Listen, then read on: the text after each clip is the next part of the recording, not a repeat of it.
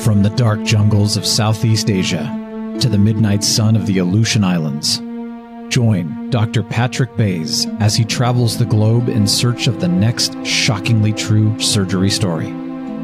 Today's show is sponsored by CurPoint Orthopedic, Seattle's premier cell-based medicine center. Your body, your cells. And now, CutSheet. On July 16, 1990, a magnitude 7.8 earthquake, one comparable in size and scope to the great 1906 San Francisco earthquake that caused over 3,000 deaths and $500 million in damage, all in under 1 minute, struck about 60 miles northeast of Mount Pinatubo on the island of Luzon in the Republic of the Philippines. This massive earthquake caused shaking and squeezing of the Earth's crust beneath the volcano, and it seemed as though the great volcano had suddenly awakened from its 500-year slumber. The massive earthquake killed more than 1,000 people and caused significant property damage. But this was just a precursor to what was going to happen next. Now, around the time of these major earthquakes, I was stationed at Jungle General Hospital at Subic Bay Naval Base and had lived through the massive earthquake from a year before, the massive earthquake from July 16, 1990, and I remember that day as if it were yesterday. I had been sitting in a living room chair watching television when I felt my left leg begin to shake. At the time, I had been taking care of my neighbor's 2 cats while she was back in the United States visiting family. These cats had a habit of brushing back and forth against my leg as though they were scratching their backs. As I looked down on this particular day to see what they were up to, I saw nothing but air. Yet my leg was still rocking back and forth. And then I noticed that some of the books and dust catchers started falling from the bookcases. And at that moment, I realized that we were in the middle of a large earthquake. I grabbed my 2 children and ran out in the middle of the street where the neighbors were all gathering, and the earthquake moved us back and forth for over a minute. It was unnerving to feel the world shift beneath your feet for that length of time. I was recalled to the hospital and took care of many of the seriously injured patients associated with that massive earthquake, and at the time, I thought that would be the end of it. Unfortunately, I was wrong. It was just the beginning. This major earthquake caused landslides and some secondary minor local earthquakes, but these were short-lived.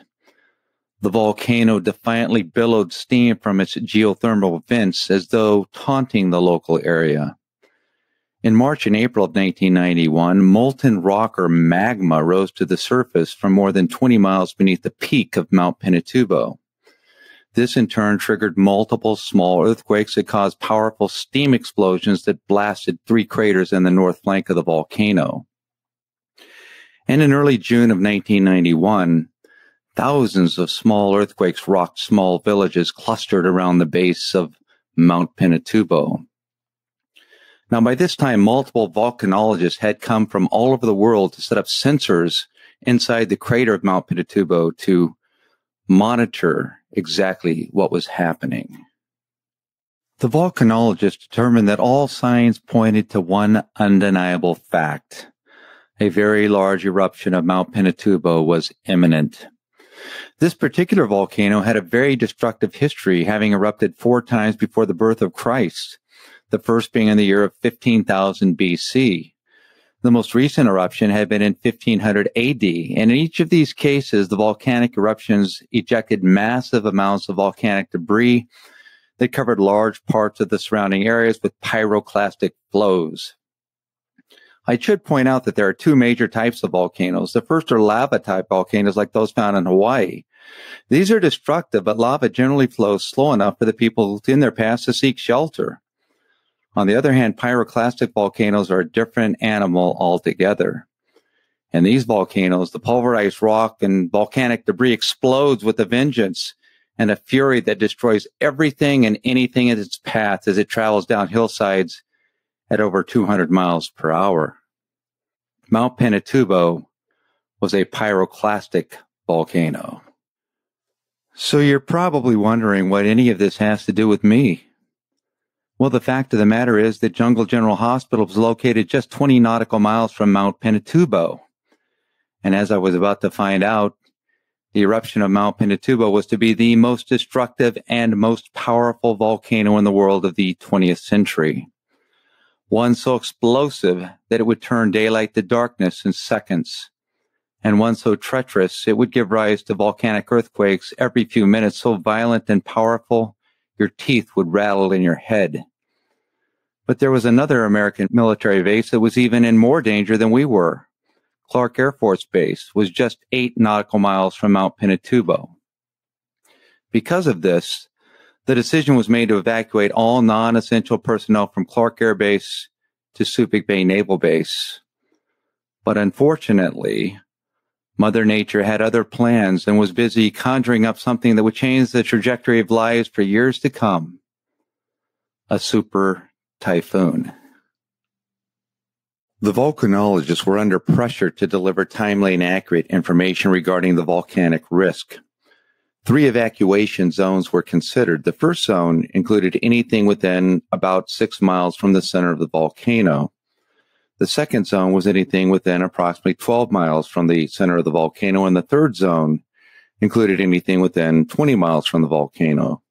Now, all totaled, almost 400,000 people lived in one of these 3 zones, and this included military personnel at Clark Air Force Base. As it became more obvious that a major eruption of Mount Pinatubo was imminent, the United States government ordered non-essential personnel to be evacuated from Clark Air Base to their sister base at Subic Bay, which is where I lived. At my home on Subic Bay, we had a family from Clark Air Base stay in our home, and this was in anticipation of the volcanic eruption. Other families were scattered throughout the entire Subic Bay campus. Families were placed into any available space on base that was available, anything. This included large aircraft hangars, the local high school, churches, basically any facility that would be capable of housing people on cots. On June 7, 1991, the first eruption took place with the formation of a lava dome at the summit of the volcano. This dome of lava grew substantially over the next 5 days, reaching a maximum diameter of almost 700 feet and a height of almost 150 feet. Then on June 12, 1991, a small blast marked the beginning of a new and more ominous, violent phase of the eruption. A few hours later on the same day, a massive blast that lasted an hour and a half quickly reached heights of over 62,000 feet, blowing ash into the air. This generated large pyroclastic surges that extended almost 2.5 miles from the volcano summit and filled some of the river valleys with pyroclastic debris. In addition, the friction caused by the uprushing ash column generated lightning that filled the sky.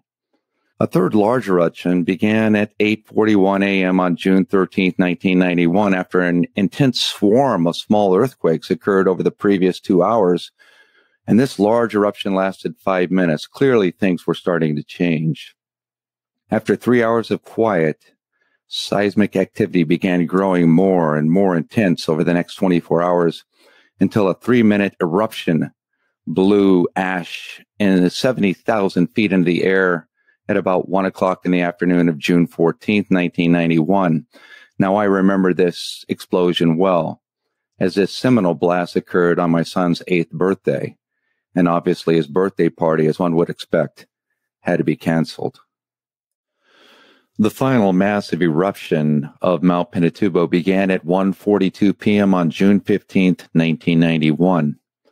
It caused numerous major earthquakes due to the collapse of the summit, and a massive crater was created as the peak of the volcano was turned into pulverized rock.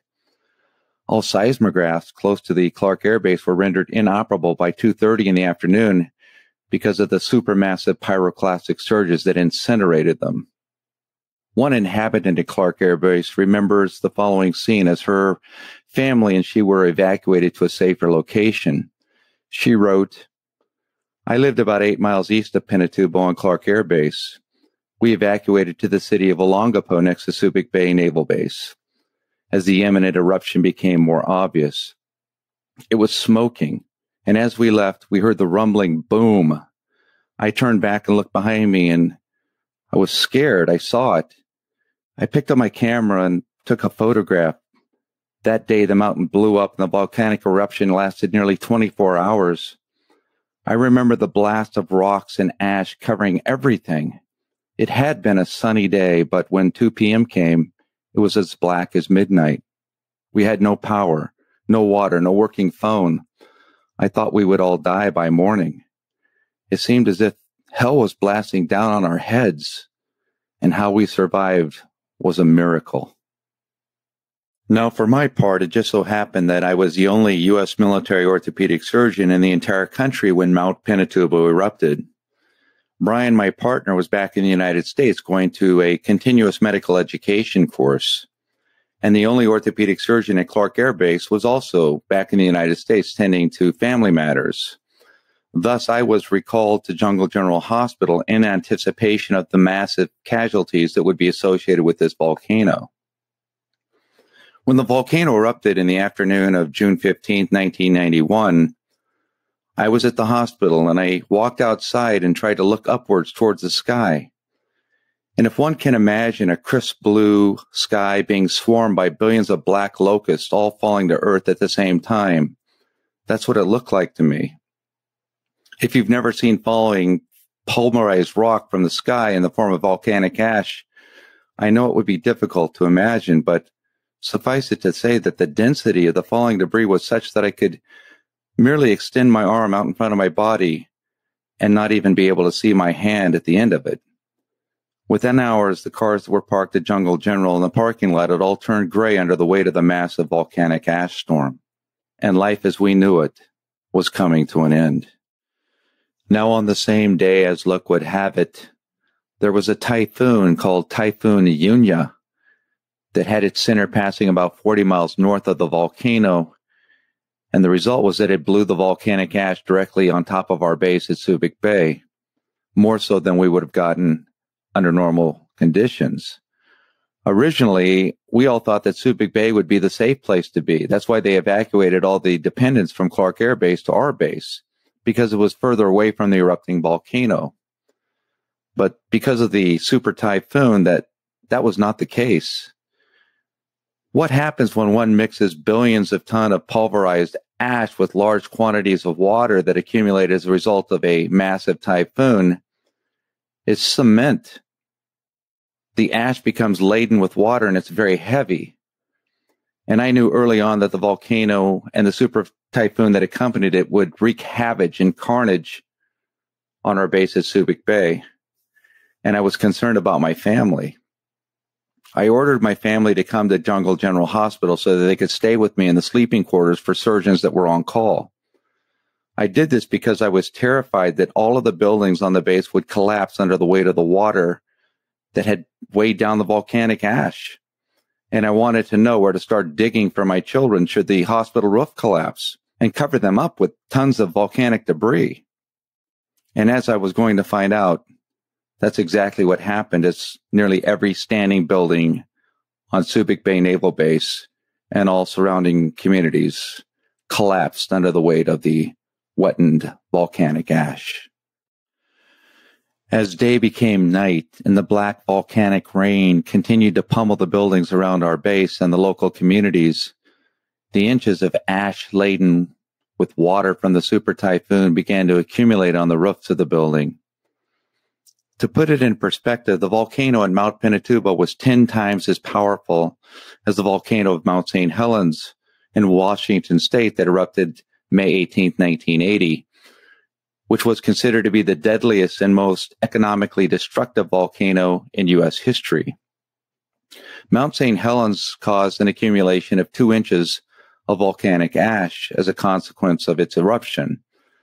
But this was dry ash. Approximately 10 inches of volcanic ash accumulated as a result of the eruption of Mount Pinatubo. But these 10 inches of ash were mixed with a torrential downpour of the massive typhoon, which turned the ash into cement, causing all major structures in the area to collapse and crushing those people that were being sheltered underneath. But it wasn't just the raining down of the black ominous death upon the local inhabitants, and it wasn't just being pummeled by the hurricane-force winds of the super typhoon. and the massive rainfall caused by the super typhoon.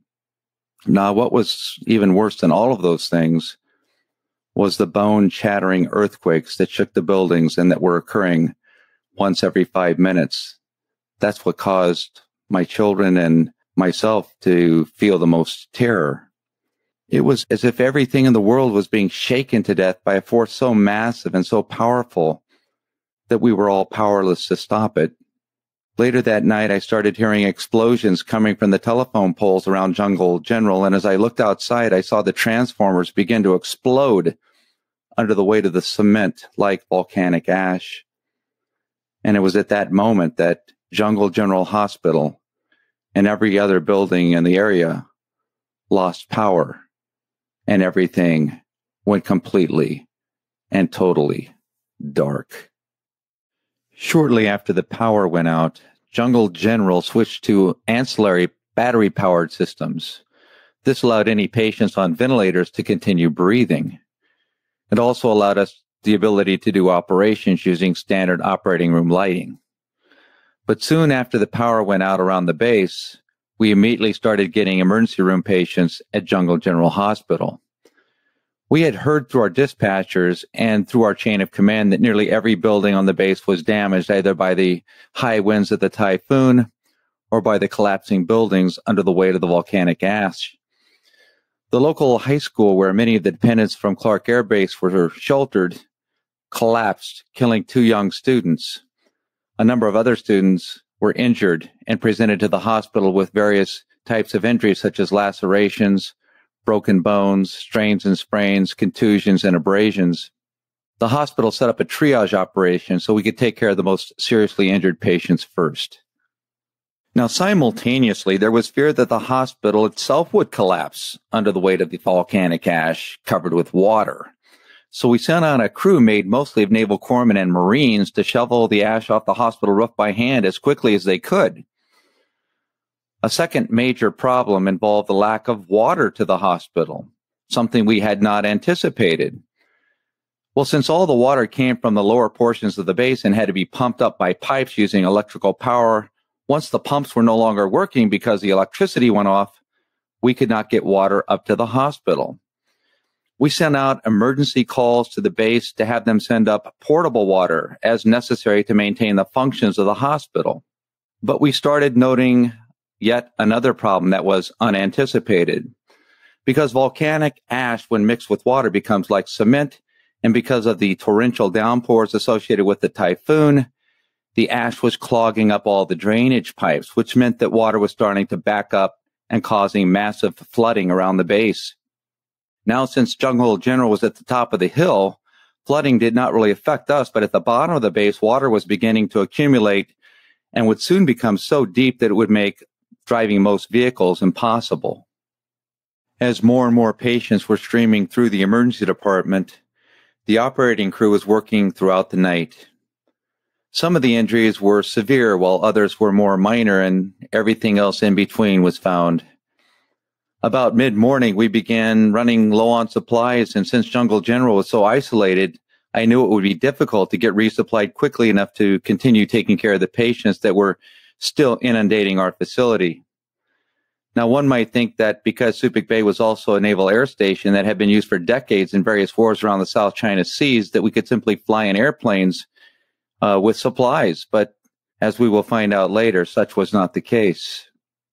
The morning after the volcano, when most of the ash had stopped falling to the earth, and what you could see was just a dull sun shining through the mist, I decided to walk outside and look around. And what I saw was unimaginable. The lush green jungle had been replaced by what appeared to be 1 million massive toothpicks sticking straight up into the air. Gone was any semblance of a green leaf or a jungle vine. And if one could imagine what a nuclear explosion might look like the day after, what I saw resembled that in my mind. Where before you could see miles and miles of lush green jungle, now there was nothing but the stark grayish color of abject desolation. The jungle animals seemed to be as stunned as I was, and I saw a group of monkeys walking hand in hand down a paved road as though they recognized nothing familiar. All around Jungle General, the cars had literally disappeared, and in their place were large round clumps of grayish piles of ash. Our commanding officers knew that the base was no longer suitable for patient care or non-essential dependent personnel, and an urgent request was sent out to the largest military evacuation in history of the United States, about 40,000 people. Many of the war vessels that had recently fought in Desert Storm against the Iraqi forces were deployed to the Philippines in order to evacuate personnel. There was a large ship that does nothing but sail around the world with water for urgent situations that was deployed to Subic Bay so that we would have drinkable water for the people remaining on the base. The command had made arrangements to transfer all of our sick and injured patients to other United States military hospitals in Japan. And once the transfer had been completed, I was finally able to leave the hospital and go back to my home. It had been approximately 48 hours since I'd been called to emergency duty. A few days later, as I rode around the base with some of my Marine patients so I could see the carnage that had been wrought by the eruption of Mount Pinatubo for myself, it was as if I was watching a Mad Max movie. Nearly every building on the base had collapsed, and there was 10 inches of volcanic ash that covered everything. The roads and all the buildings and all the cars were nothing but a mass of gray volcanic ash. And in the lower portions of the base, there was significant flooding with water that was knee-deep in some places. The infamous QB Point flight line tarmac was completely covered with 10 inches of ash, and I saw a commercial 747 airplane with its nose pointing almost straight up in the air as the weight of the volcanic ash, laden with water and turned to cement, popped the tail down and the front of the airplane straight up. Over the next several days, family made preparations for the largest evacuation of dependent military personnel in the history of the United States. This, of course, included all of those dependents that had been transferred from Clark Air Base to Subic Bay. Many of those dependents had come to Subic with the clothes on their back and a single suitcase. What they didn't know at the time was that none of them would ever be going back to their homes. Everything that they knew and everything that they had, they would never see again. Even their pets who would remain on the base would never be reunited with their owners. Several days later, I watched as my family boarded an amphibious marine assault vessel that had been deployed to the Philippines from the Gulf War for the express purpose of evacuating dependents. The fighting vessel they boarded was just one of a fleet of battleships and aircraft carriers that had come to our rescue. The service members aboard the ships gave up their racks so that the women and children had places to sleep. Now my children were taken to a small island named Cebu. And once they reached Cebu, they were loaded into helicopters and flown off the ship to the tarmac of the airport, where they stood and waited for massive U.S. Air Force cargo planes to land and transport them to the small island of Guam, where they then boarded chartered U.S. civilian aircraft and returned to their homes in Arizona. With the children safely back in the United States or on their way, I was able to turn my attention back to Jungle General Hospital. And we all worked diligently as we needed to get the hospital back into working order such that we could take care of any emergencies that came through the doors. Now, the Seabees came in force to begin a massive cleanup job. The Seabees are the civil engineers and the road and bridge builders in the military, and they came in with bulldozers and dump trucks and anything else they needed to remove the hundreds of thousands of tons of volcanic ash. After the dust had cleared, we realized that many of the people that needed the most help were the local villagers. Because we had been confined to the naval base and had been working so diligently to take care of the injured and sick at Jungle General Hospital, we really had no idea what was happening out on the perimeter outside of the base. And so when the opportunity arose, I went out with a group of other military personnel to see if we could be of any use to the civilian population. What I saw in the streets of the nearby villages is something that I will never forget. The small shacks in the villages were all collapsed and hardly anything was left standing. Many people had died as a result of the volcano and its tragic effects, and some of the bodies had yet to be buried and were still lying on muddy streets covered with large slabs of cardboard. The local community was working as diligently as they could to try and bury the bodies to avoid sickness to those that were still alive, but the process was extremely slow due to lack of proper equipment. The local hospital was badly damaged, and some of the patients were being treated on floors made of dirt. All the shortcomings that we experienced at the Naval Hospital were rendered insignificant when compared to the suffering of the local villagers. Homes lost, family members killed or severely injured, lack of food or lack of adequate drinking water, unsanitary health conditions all made the situation almost unbearable. The people were still in a state of shock and pain, and suffering was written upon their faces, and we did what we could to try and alleviate some of their suffering, but there was simply not much that we could do. Those individuals with significant injuries that we felt we could treat at our naval hospital at Jungle General were transported to our hospital for appropriate treatment and care. And we even had some of the local indigenous people known as Negritos walk out of the jungle, or what was left of it, to seek care at Naval Hospital Jungle General. These indigenous people had been living in the jungles of the Philippines for over 40,000 years, and we were obligated by treaty to take care of them if they came to our hospital looking for treatment. Since most of these individuals live in jungle huts made of thatch and cardboard and corrugated metal, they were not in the large, heavy buildings that had collapsed. So most of their injuries were relatively minor, primarily cuts or small fractures or lacerations, strains and sprains, and the like. We took care of their injuries, and we also provided them with good drinking water to fill their jugs and their water bags so that they could take this back to the rest of the people in their villages. And we provided them with meals ready to eat, or MREs, so that they could feed their families. Now, once their wounds and injuries were treated, they were discharged back to their homes in the jungle, and we're very thankful for the care that they received. About 6 weeks after the volcano erupted, it was time for me to leave the Philippines. It was August 1991, and I was ready to return to the United States. But since it was near my birthday of August 9th, I was given a send-off party by all my friends and colleagues that I had met in the Philippines. The two admirals that led the base were at my party, as were the SEALs, the Marines, the fighter pilots, and all the doctors and nurses at the hospital. The naval corpsmen that had assisted me in clinic and in surgery were there to celebrate my birthday send-off, and it was one of the best parties I'd ever had. One of the Filipino cooks had made a cake that was in the shape of a large volcano, but instead of lighting birthday candles, we lit the center of the volcano cake and watched the frothy, sweet lava percolate to the top as we all sang along with Jimmy Buffett to the song, "Where Will You Go When the Volcano Blows?" As for me, I knew exactly where I was going, to other adventures in faraway places as I searched for more shockingly true surgery stories. I hope that you have enjoyed today's presentation of CutSheet, and I hope you tune in next week as we delve into new and exciting, shockingly true surgery stories. My name is Dr. Patrick Bays, your host on CutSheet.